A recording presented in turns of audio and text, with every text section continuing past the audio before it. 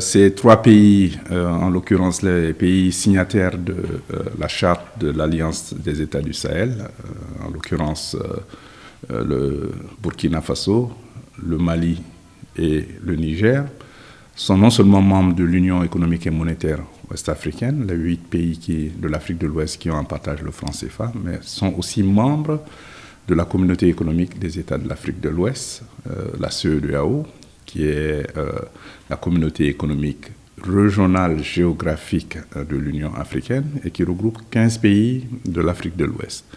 Donc, l'ambition d'aller vers une union économique et monétaire en Afrique de l'Ouest pour ces trois pays est une ambition normale.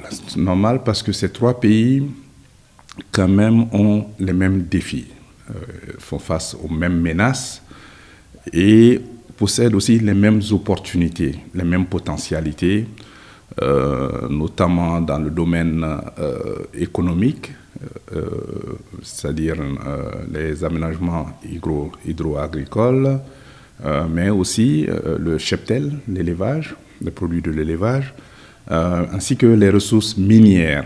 Donc l'idée, ce serait de mutualiser les efforts pour ces trois pays pour quand même concrétiser et réaliser leurs atouts sur le plan économique.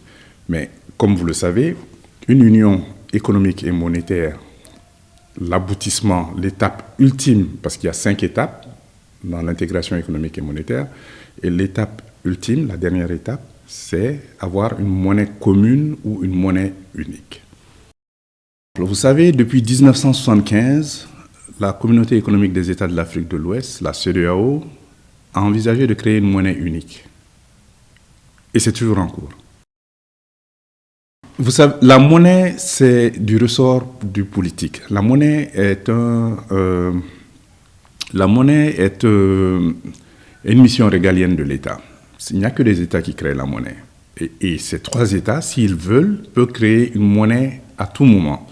Mais pour créer une monnaie pour 3 États, il faut la convergence macroéconomique. Ça veut dire que vos indicateurs macroéconomiques doivent aller ensemble.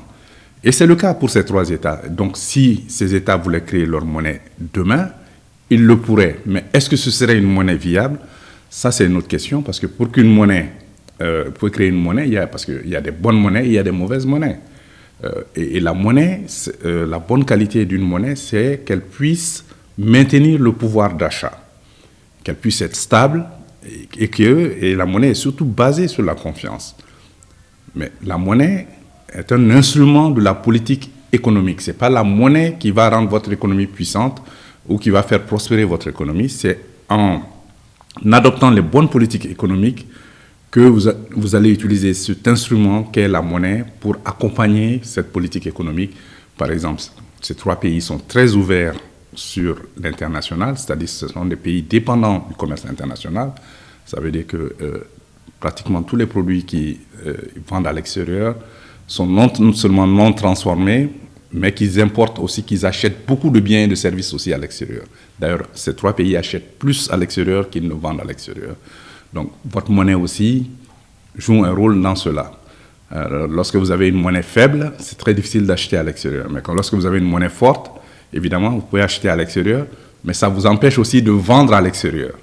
Donc, c'est tous ces aspects qu'il faut prendre en compte. D'abord, comment cette monnaie va être gérée. Est-ce que ce sera une banque centrale commune? Est-ce que ce sera une banque centrale de type fédéral? Quel sera le taux de change? Est-ce que ce sera une monnaie flexible ou est-ce que ce sera une monnaie fixe? Il y a beaucoup de questions à élucider et je pense que les experts sont en train de plancher là-dessus. Mais ça m'étonnerait que ce soit, à moins que ce ne soit une décision purement technique, je pense que ça va mettre un peu de temps avant de réaliser une monnaie unique parce qu'ils ont déjà cette monnaie unique à travers le franc CFA. Mais les forces et les faiblesses, je vais commencer par les forces. D'abord, c'est un vaste territoire, 2 772 000 km². C'est la plus grande entité en Afrique de l'Ouest. Vous savez déjà que le Niger est le plus grand pays de l'Afrique de l'Ouest et que le Mali est le 2e plus grand pays de l'Afrique de l'Ouest. Donc avec le Burkina, il serait le plus grand l'espace communautaire en Afrique de l'Ouest, en unissant ces 3 pays. Et ils auraient une population d'environ 70 millions. Donc, seulement le Nigeria serait plus peuplé en Afrique de l'Ouest. Mais par contre, au niveau de la richesse nationale, c'est-à-dire ces 3 pays, quand vous additionnez les revenus de ces 3 pays, c'est l'équivalent pratiquement de la richesse du Ghana ou de la Côte d'Ivoire. Mais par contre, les potentialités, il faut les réaliser, ces pays sont potentiellement très riches. Donc je pense que c'est ce qu'ils ont entrevu qu'en mutualisant leurs efforts et en transformant leurs atouts en réalité, qu'ils pourraient prospérer assez rapidement. Mais évidemment, ça demande beaucoup d'efforts, mais je pense que la volonté politique est là et c'est la base de tout. Maintenant, il s'agit d'allier les aspects techniques pour réaliser leur ambition. Les faiblesses, comme je vous l'ai dit, ce sont des pays qui sont semi-arides et qui dépendent beaucoup des produits, des matières premières qu'ils exportent. Et ils ont une production spécialisée. Tu vas voir que chacun de ces pays vit essentiellement de 2 ou 3 produits. La production n'est pas assez diversifiée, la production n'est pas transformée. Et donc cela pose un problème. Et ce sont des pays où les services sociaux de base sont très faibles. C'est-à-dire l'accès à la santé, l'accès à l'éducation, mais aussi même l'accès à l'assainissement et à l'électricité est assez faible.